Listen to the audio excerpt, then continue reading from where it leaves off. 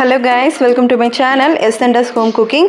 நாம் இன்றைக்கி வெங்காயம், தக்காளி, தேங்காய்னு எதுவுமே இல்லாமல் நல்லா சிம்பிளாக டேஸ்டியாக ஹெல்த்தியான துவரம்பருப்பு துவையல் எப்படி பண்ணுறதுன்னு பார்த்துடலாமா? இதுக்காக ஒரு கப் அளவுக்கு துவரம்பருப்பை நல்லா க்ளீன் பண்ணிவிட்டு கடையில் சேர்த்துக்கலாம்.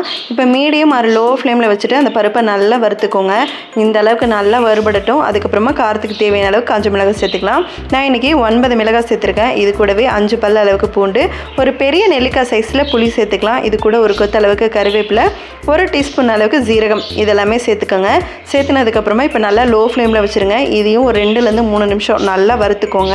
இந்த மிளகாலாம் நல்லா வறுபடட்டும். அதுக்கப்புறமா இது கூட ஒரு 1/4 டீஸ்பூன் அளவுக்கு மஞ்சள் தூள் சேர்த்துக்கலாம். சேர்த்துட்டு அதையும் நல்லா மிக்ஸ் பண்ணி விட்டுக்கோங்க. இதெல்லாம் நல்லா வறுபட்டதுக்கப்புறமா ஸ்டவ் ஆஃப் பண்ணிவிட்டு ஆற வச்சிடலாம். ஆறுறதுக்காக நான் இதெல்லாத்தையும் ஒரு பிளேட்டில் மாற்றிக்கிறேன். மாற்றினதுக்கப்புறமா இதில் கொஞ்சமாக பெருங்காயத்தூள் சேர்த்துக்கலாம்.